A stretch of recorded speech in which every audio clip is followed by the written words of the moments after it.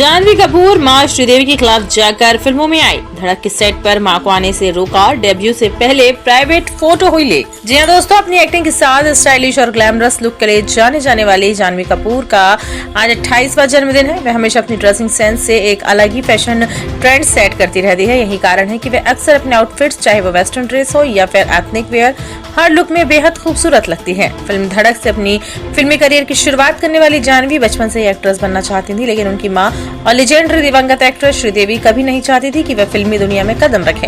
हालांकि पिता की मदद से उन्होंने जैसे तैसे श्रीदेवी को मना लिया और साल 2018 में अपना डेब्यू किया। यही वो साल था जब बेटी की पहली फिल्म रिलीज के महज 5 महीने पहले श्रीदेवी का निधन हो गया। वह अपनी बेटी की पहली फिल्म नहीं देख पाई थी। जानवी को बचपन से ही एक्टिंग करने का खूब शौक था। वह पढ़ाई के दिनों में अक्सर मॉडलिंग और डांस कंपटीशन में हिस्सा लिया करते थे, लेकिन मां श्रीदेवी कभी नहीं चाहती थी कि वह फिल्म इंडस्ट्री में कदम रखे। इस बारे में जानवी ने एक इंटरव्यू में खुलासा किया था। उन्होंने बताया कि उनके माता पिता दोनों ही फिल्म इंडस्ट्री से जुड़े हुए थे, इसलिए उन्हें भी बचपन से ही एक्टिंग में दिलचस्पी होने लगी। लेकिन मां श्रीदेवी नहीं चाहती थी कि उनकी बेटी को संघर्ष और तनाव भरी जिंदगी का सामना करना पड़े।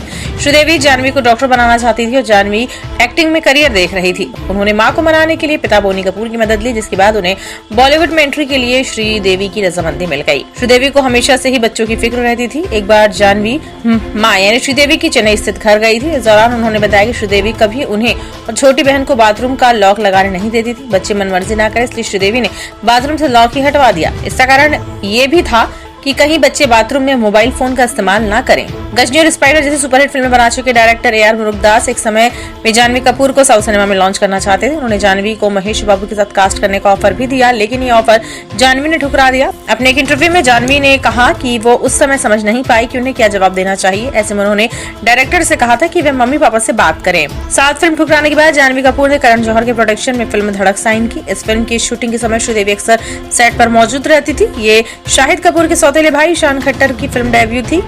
फिल्म के आखिरी कुछ दिनों की शूटिंग बची हुई थी। जुलाई 2018 में इसे रिलीज किया जाना था और इसकी सारी तैयारियां जोरों पर थी, लेकिन इससे ठीक 5 महीने पहले 24 फरवरी 2018 को दुबई के एक होटल में श्रीदेवी का निधन हो गया।